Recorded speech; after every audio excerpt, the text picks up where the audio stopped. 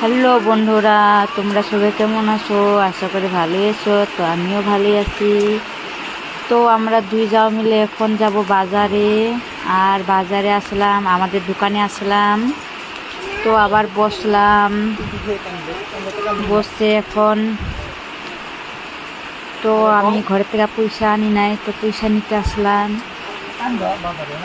পয়সা নিয়ে আবার যাব দোকানে। তো দেখো জামা কাপড় কিনলাম, তো কিনা হয়ে গেছে প্রায়।